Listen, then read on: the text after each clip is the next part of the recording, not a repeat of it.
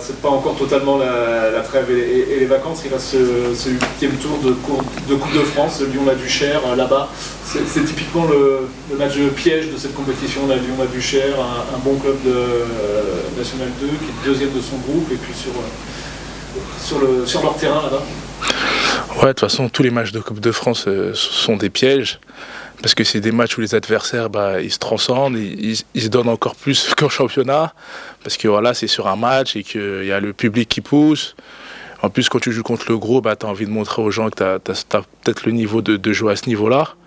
Et donc, ouais, tu te transcendes et tu arrives à faire quand même des beaux matchs et à réussir des exploits contre des grosses équipes. Ouais. Quelle importance vous donnez à cette Coupe de France ? Moi, avant, je devais faire 6 tours pour rencontrer des Ligue 1 ou pour être en 32e.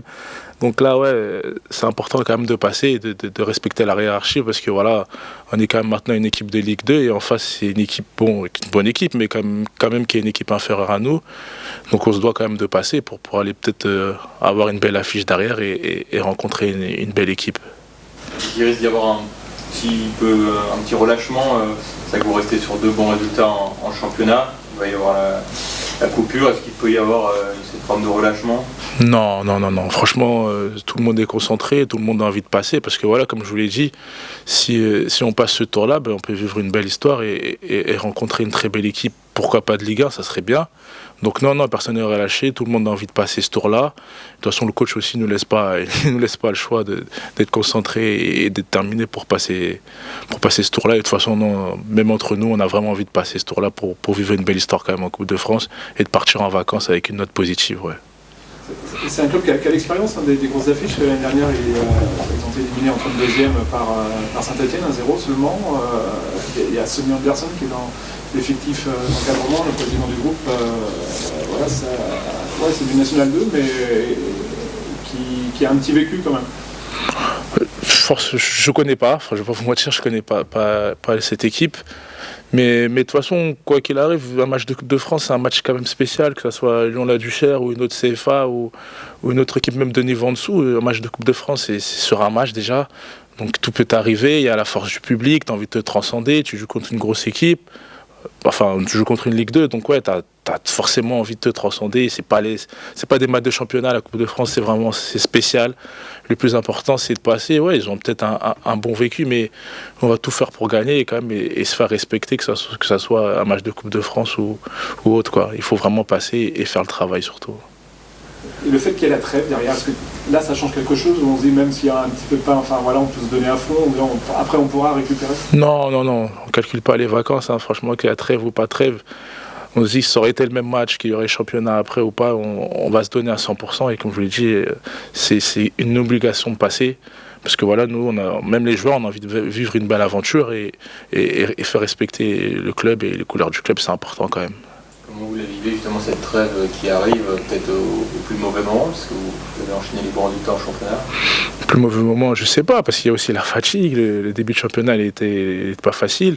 Physiquement, vu notre style de jeu, on court beaucoup et tout, donc bon, un peu de repos, un peu de vacances, ça peut nous faire aussi du bien. Comme ça, on va revenir requinquer et on va essayer de repartir sur des bonnes bases et de continuer sur ce qu'on fait de bien en ce moment.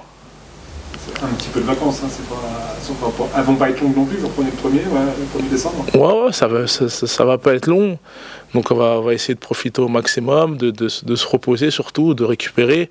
Et surtout aussi, il faudra penser qu'il y a une deuxième partie de saison avec, je crois, 22 ou 23 matchs, je pense.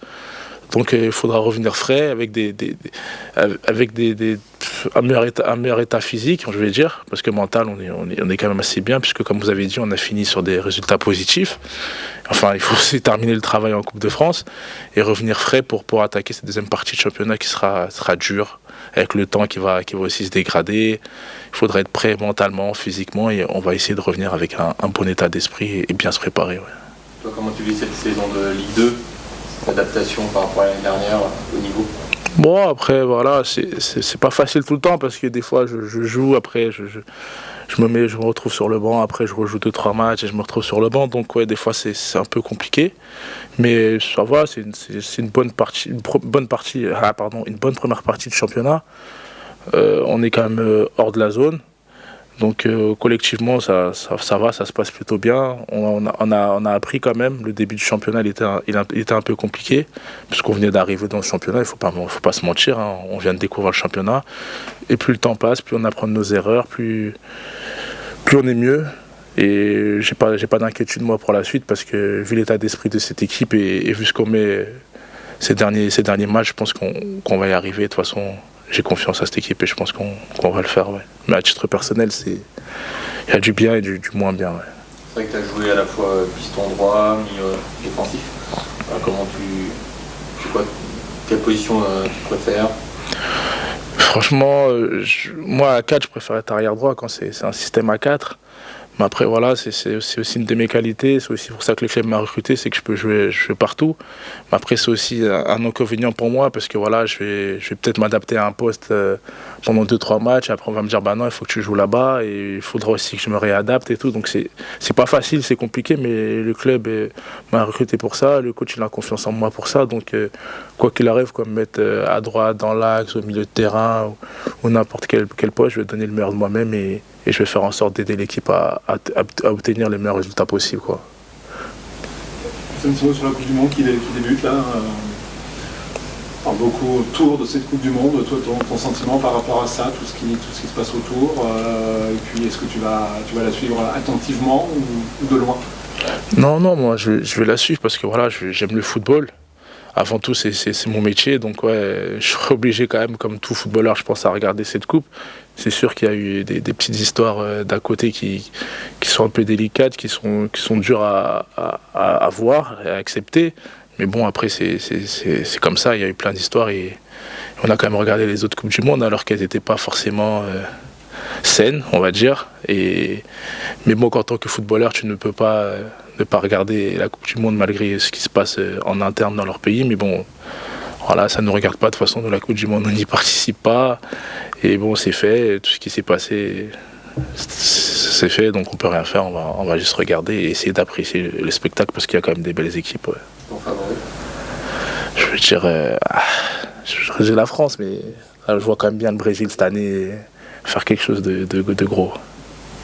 Voilà. Yes. Merci. Merci à vous. Merci beaucoup. Merci.